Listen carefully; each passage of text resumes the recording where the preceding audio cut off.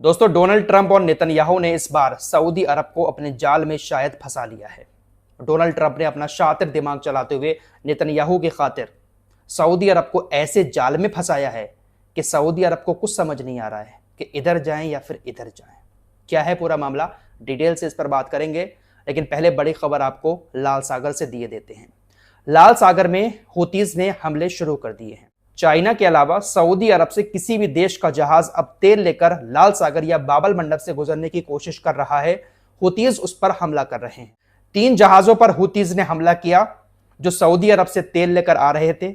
Europe के जहाज थे और कुछ अमेरिका के जहाज थे। तकरीबन 4 से 5 जहाजों पर बाबल मंडप और लाल सागर के एरिया में हूतीज ने हमला किया है। हमला सटीक था, जहाजों को नुकसान भी हुआ, लेकिन चाइना के 3 जहाज उसी एरिया से गुजरे, बाबल मंडप से होते हुए लाल सागर से गुजरे और चाइना की तरफ तेजी के साथ निकल गए। हूतीज ने चाइना के जहाजों पर हमला नहीं किया, लेकिन जो जहाज यूरोप और अमेरिका से जुड़े हुए थे उस पर हूतीज हमला कर रहे हैं और आगे भी हमला करने की चेतावनी हूतीज की तरफ से दे दी गई है। अमेरिका की तरफ से हूतीज को धमकी दी गई है। ट्रंप ने पोस्ट करते हुए कहा कि ये वही हूतीज हैं जिसके ऊपर हमने पहले भी हमले किए थे। हूतीज ने जहाजों पर पहले हमले किए थे, उसके बाद हमने हूतीज के ऊपर पलटवार करते हुए जब हमले किए तो ये लोग सुधर गए थे, सही रास्ते पर चल रहे थे, हमले नहीं कर रहे थे, लेकिन एक बार फिर से ये लोग भटक चुके हैं और दोबारा से इन्होंने लाल सागर में हमले शुरू कर दिए हैं। 2 जहाजों को निशाना बनाया इन्होंने।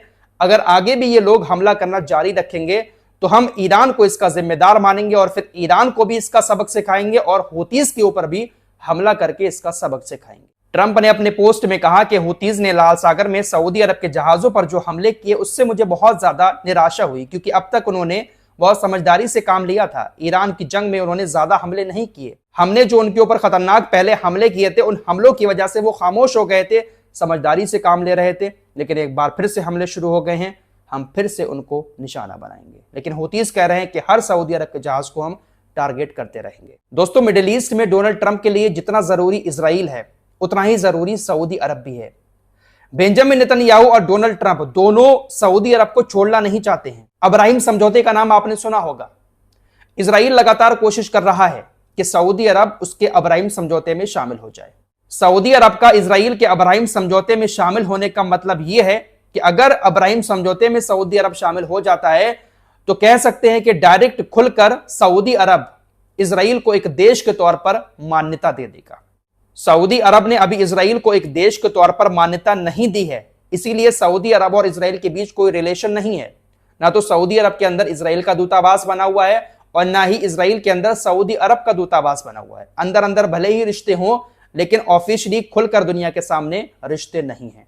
सऊदी अरब लगातार यह बात कहता आया है कि हम अब्राहीम समझौते में तभी शामिल होंगे जब फिलिस्तीन अलग राज्य बन जाएगा। इजराइल फिलिस्तीन को अपने आप से अलग कर देगा, हम इजराइल को मान्यता दे देंगे, लेकिन इजराइल कहता है कि ऐसा कभी नहीं होगा।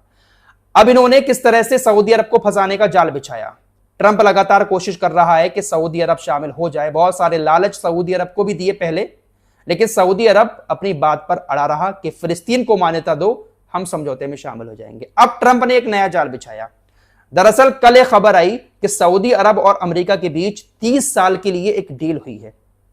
जिस तरह से ईरान यूरेनियम का संवर्धन कर रहा है, इसी तरह से सऊदी अरब को भी अमेरिका ने इजाजत दे दी कि सऊदी अरब भी यूरेनियम का संवर्धन कर सकता है। 30 साल तक की डील हुई है।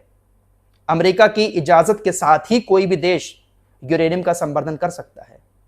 ये लोग भले ही अपने पास 5-5 हजार परमाणु हथियार बनाकर रख लें, लेकिन किसी दूसरे देश को ना तो यूरेनियम निकालने देते हैं, ना ही उसका संवर्धन करने देते हैं।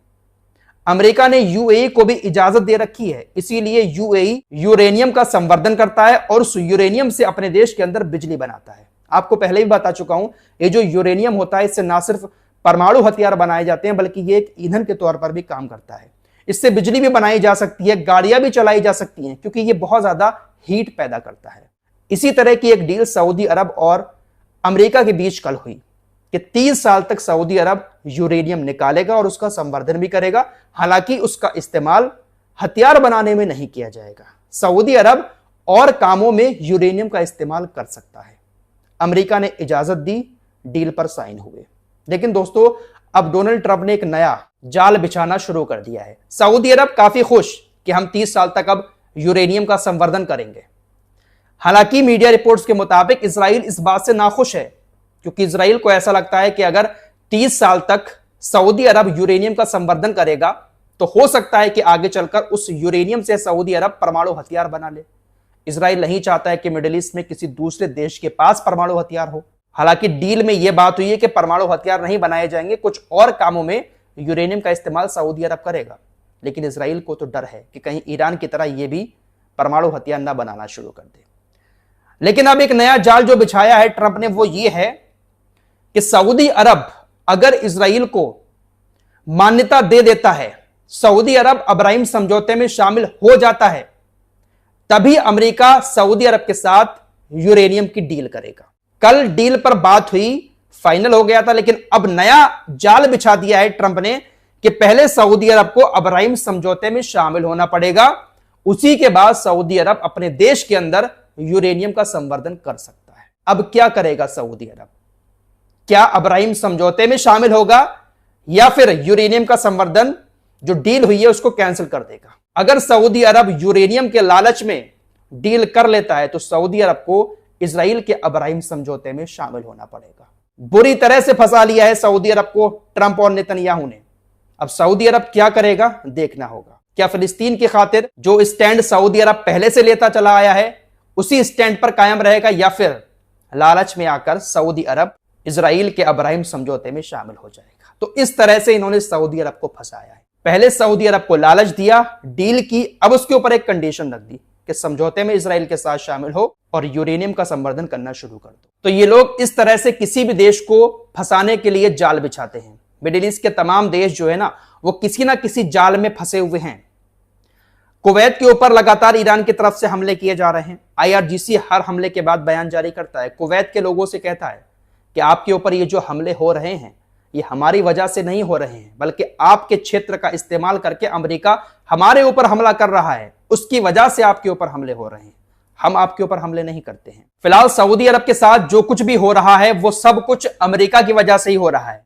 हुतीज के दावे के मुताबिक 10 से ज्यादा तेल के टैंकर जो सऊदी अरब से तेल लेकर आ रहे थे, बाबल मंडब और लाल सागर से हुतीज वापस कर चुके हैं। हुतीज का कहना है कि नाकेबंदी लगातार जारी रहेगी। सऊदी अरब अपना तेल किसी भी देश को नहीं बेच पाएगा।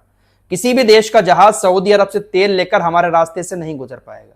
ये किसकी वजह से हो रहा है? हो तो सब अमेरिका की वजह से ही रहा है। अब देखना अमेरिका हुतीज के ऊपर हमले जरूर करेगा। सऊदी अरब को खुश करने के लिए आजकल में हुतीज के ऊपर अमेरिका की वायुसेना हमले करेगी, लेकिन हुतीज अमेरिका के हमलों से ना पहले डरे थे और ना ही शायद अब डरेंगे। अभी तक हुतीज के ठिकानों का पता ना तो अमेरिका की खुफिया एजेंसी CIA लगा पाई है और ना ही इजराइल की मोसाद। हुतीज ने अपने ठिकाने कहां पर बनाए हैं इनको पता ही नहीं है। लगातार इनकी मीडिया इस बात का जिक्र करती है कि हुतीज के कोड वर्ड को हम ट्रैक करने की कोशिश करते हैं, लेकिन उनकी भाषा ऐसी है कि हम समझ ही नहीं पाते हैं। उन्होंने अपने ठिकाने पहाड़ियों के नीचे इतनी गहराई में बनाए कि ऊपर से जो बम गिराए जाते हैं उसका असर उनकी मिसाइलों पर होता ही नहीं है। ऐसे ही ठिकाने ईरान ने भी अंडरग्राउंड बना रखे हैं, इसीलिए ईरान अभी तक इनके सामने टिका हुआ है। वरना बमबारी इन्होंने ईरान के ऊपर कम नहीं की है, बहुत ज्यादा बम गिराए हैं।